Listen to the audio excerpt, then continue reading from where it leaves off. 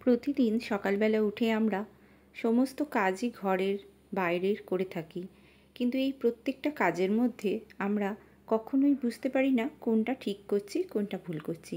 এমন অনেক ছোট ছোট ভুল আমরা জীবনে করে ফেলি, যার জন্য আমাদের কিন্তু অনেক বড় ক্ষতি হয়ে যায়, আর সেই সময়টা আমাদের শিক্ষা দিয়ে যায় প্রতিদিন যাতে নিজেদের আরও পরিবর্তন করতে পারি।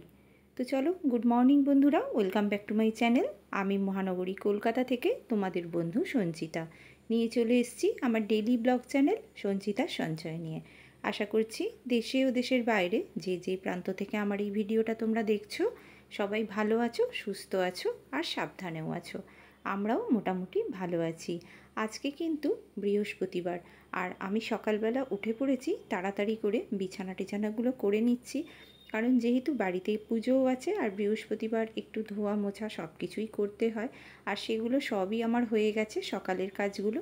এখন ঘরে চলে এসেছি, ঘরটা ভালো করে পরিষ্কার করে নিচ্ছি, কারণ আমার আজকে খুব তাড়াতাড়ি আছে। তা কী কারণে তাড়াতাড়ি করছি সেটা তোমাদের কাছে অবশ্যই আমি বলবো। তা হঠাৎ করে আমি কদিন ধরেই তোমাদের সামনে আসতে পারিনি, সেটার একটা কারণ আছে। সেই কারণটা আমি তোমাদের পরেই একটা ভিডিওর মাধ্যমে জানাবো যে কী কারণে আমি তোমাদের কাছে আসতে পারিনি। আর আবার চলে এসেছি আজকে সব রেগুলারের কাজগুলো নিয়ে, যেগুলো আমি প্রতিদিনই করে থাকি আর তোমাদের সঙ্গে শেয়ার করি। তো চলো, বিছানাটা তো আমার হয়ে গেছে। এইবারে আমি কিন্তু তাড়াতাড়ি করে সব কাজ করছি, কারণ মেয়ের তো পরীক্ষা হয়ে গেছে, মানে হচ্ছিল আর কি, এখন শেষ হয়ে গেছে। এই ভিডিওটা যখন করেছি তখন কিন্তু মেয়ের পরীক্ষা চলছিল। তা সেই জন্য ও পড়তে বসে গেছে বলে ওকে আর প্রেশার দিচ্ছি না।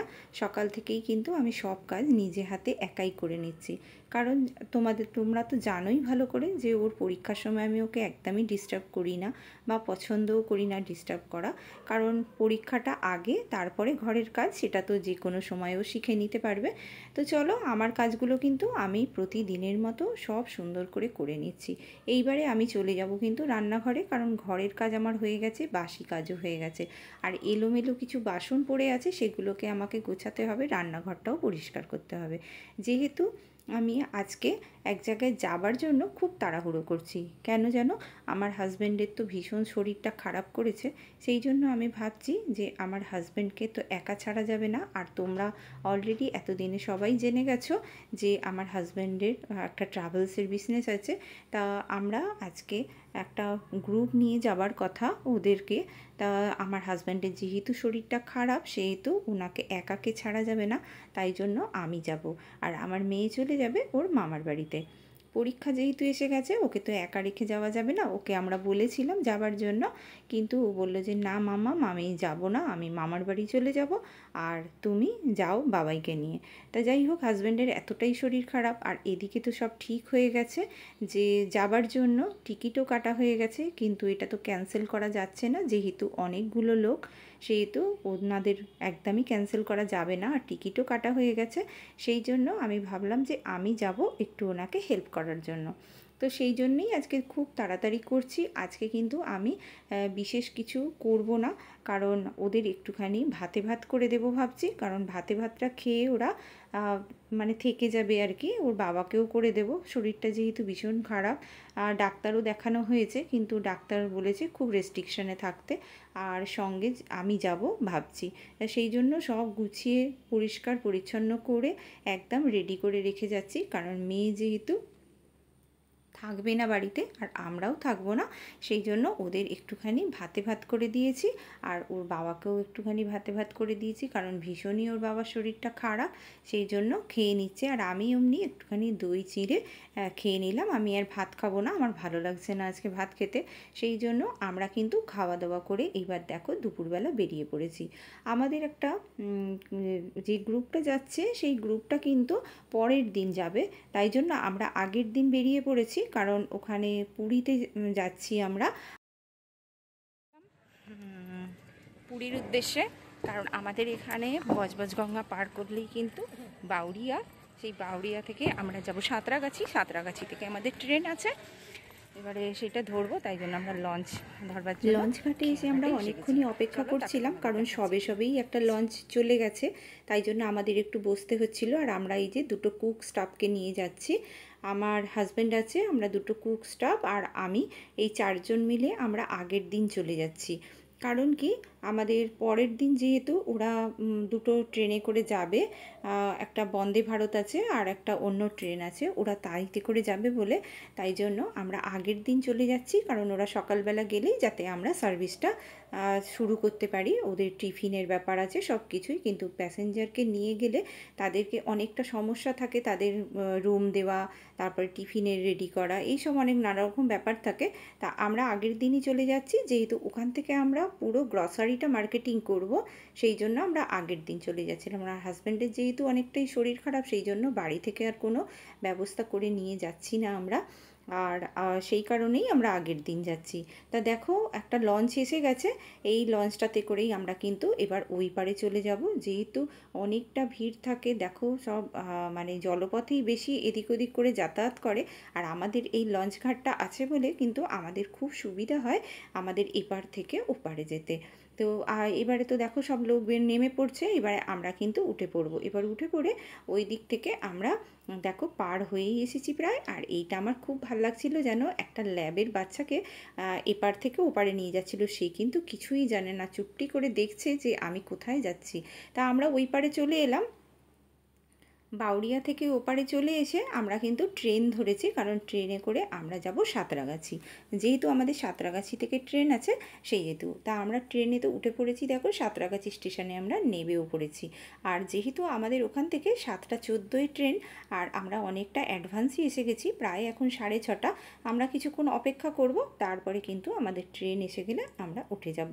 তা অনেকক্ষণ তো সেই সকালবেলা তোমাদের তো দেখিয়েছি, একটুখানি খেয়ে এসেছি, ভীষণ খিদেও পাচ্ছিল।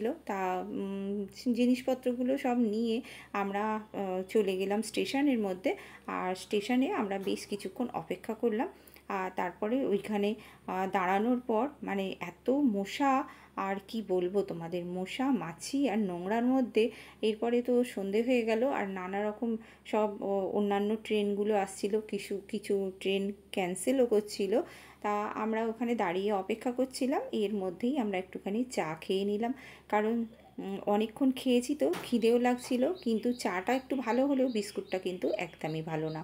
এরপরে আমরা 7:14 ট্রেনটা এসে গেল, ওখানে 2 মিনিট লেট ছিল ট্রেনটা। তারপরে আমরা কিন্তু ওই সাঁতরাগাছি থেকে ট্রেনটা ধরে নিলাম।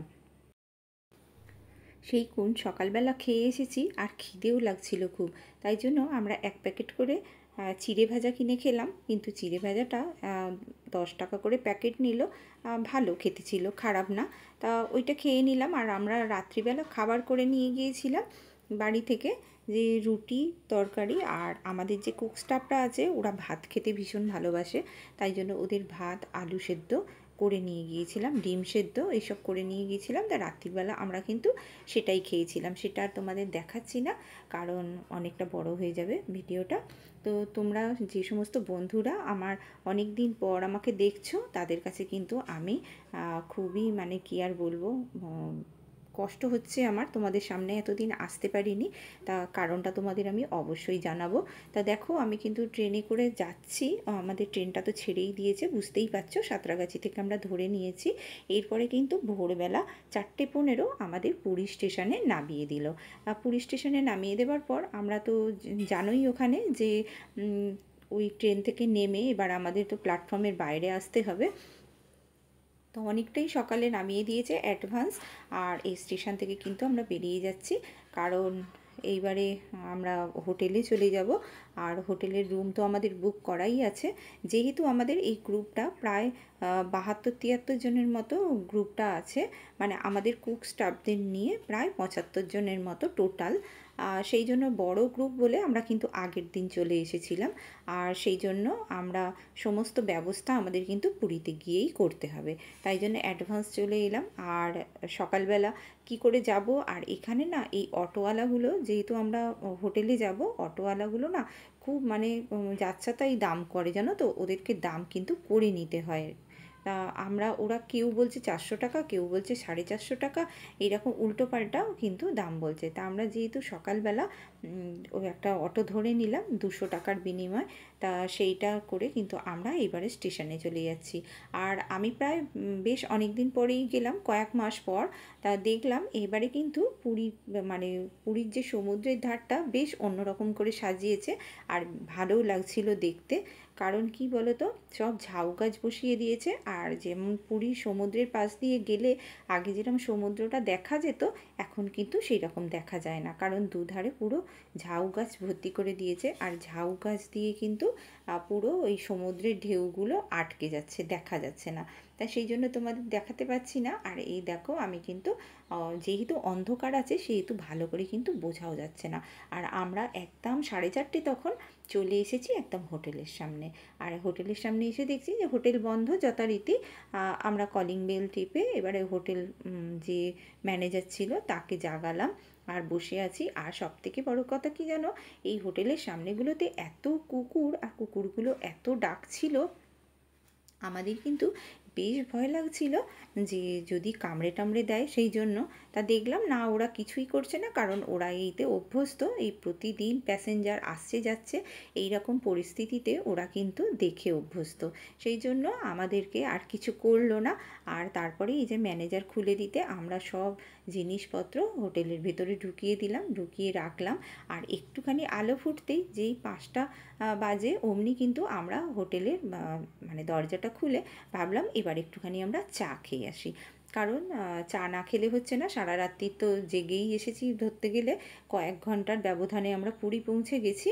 আর সেই জন্য ভাবলাম যে চা খেয়ে আসি। তা সকালবেলা উঠে বেরিয়ে পড়লাম, একটু ফ্রেশ হয়ে নিয়েছি, ওখানে একটা মানে জায়গা ছিল, বেসিন ছিল, সেখানে ফ্রেশ হয়ে নিয়ে আমরা চলে যাচ্ছি এবারে চা খেতে। তো চলো চায়ের দোকানে এবারে যাই। এবারে চা কিন্তু এখানে উড়িষ্যাতে কিন্তু চাটা ভীষণ সুন্দর, কারণ ওরা না শুধু দুধের ওপরে চা ফুটিয়ে চা করে, আর বেশ অনেকক্ষণ ধরে ফোটায়, সেই জন্য কিন্তু চাটা খেতে ভীষণ ভালো লাগে। তা আমাদের হোটেলের সামনেই একটা দোকান ছিল, সেই দোকানে আমরা চলে এলাম, আর ওখান থেকে একটা বিস্কুট নিলাম। ওই বিস্কুটটা দিয়েই কিন্তু আমরা সবাই মিলে চা খেয়ে নিলাম। আর চা খেয়ে নিয়ে ভাবলাম যে এখন তো কোনো কাজ নেই, সেই জন্য চাটা খেয়ে নিয়েই আমরা এবারে চলে যাব একটুখানি সমুদ্রের ধারে। পুরীতে এসেছি অথচ সমুদ্রের ধারে যাব না আর সমুদ্রের ঢেউ দেখব না, সেটা তো হয় না। আমি তো ভীষণ ছটফট করছিলাম পুরীর সমুদ্রের ঢেউ দেখবার জন্য, আর এই টানেই বারবার পুরীতে আসা। আর এবারে এসেছি অবশ্য আমার নিজের দায়ে, কারণ আমার একটা দায়িত্ব আছে, ওর বাবাকে এবারে আমি একা ছাড়িনি, সেই জন্য আমি সঙ্গে এসেছি। যেহেতু এত বড় গ্রুপ, তোমাদের আগেই বললাম, সেহেতু আমি কিন্তু ওর বাবার সঙ্গে এসেছি। আর আমরা চা খেয়ে নেবার পরেই কিন্তু এইবারে চলে যাব সমুদ্রের ধারের দিকে। তো আমার যে সমস্ত বন্ধুরা এতক্ষণ আমার ভিডিওটা দেখছো, তাদের তো অসংখ্য ধন্যবাদ জানাচ্ছি আমার এই ভিডিওটা দেখার জন্য।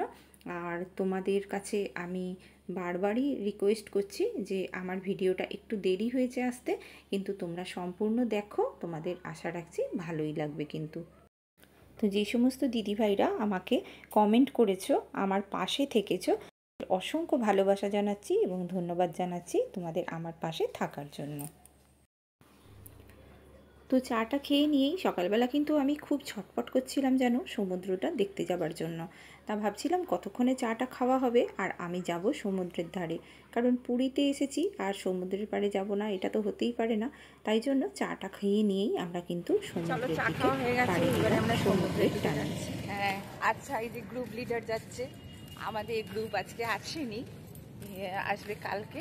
আমরা চলো, চা খাওয়া হয়ে গেছে সকালবেলা, এবারে আমরা যাচ্ছি সমুদ্রের দিকে। চলো তোমাদের সমুদ্র দেখাই। তা আমরা সকালবেলা কিন্তু চাটা খেয়ে নিয়েছি, দেখো ওই সামনে সমুদ্র, আর দেখছিলাম সমুদ্রটা কিরাম উত্তাল করছিল, কিন্তু দেখতে ভীষণ ভালো লাগছিল জানো। কারণ এখানে যেহেতু বৃষ্টি হয়েছে, বৃষ্টিতে বালিটা কিন্তু অনেকটাই ভিজে আছে, আমাদের কিন্তু যেতে একদমই অসুবিধা হচ্ছিল না।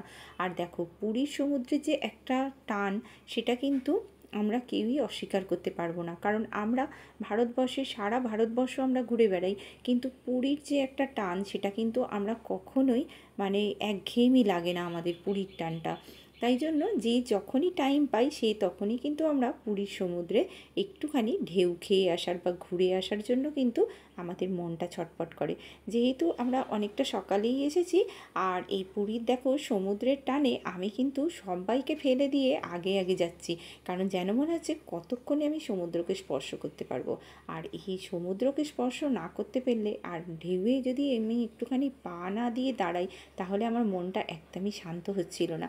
তাই জন্য আমি সবাইকে ফেলে দিয়ে আগে দৌড়চ্ছিলাম সমুদ্রের ধারে, আর সমুদ্রের ঢেউ খাবো বলে। তো সকালবেলা যেহেতু এসেছি এখনও কিন্তু, যেহেতু এখান থেকে সানরাইজ কিন্তু দেখা যায় না, জানো তো, সানসেটটা খুব ভালো দেখা যায়, পুরীর সমুদ্রে সানরাইজ দেখা যায় না। যেহেতু অন্যদিকে সূর্যটা উঠেছে, দেখো পুরো মেঘে ঢেকে আছে, আর ওয়েদারটা একদমই খারাপ, কারণ সবে সবে স্নানযাত্রা গেছে।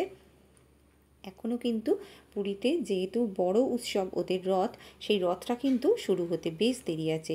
তো আমরা এসে গেলাম, দেখো এই পর্যন্তই রাখছি, দেখা হবে আবার পরের ভিডিও। ততক্ষণ সবাই ভালো থেকো, সুস্থ থেকো, টাটা।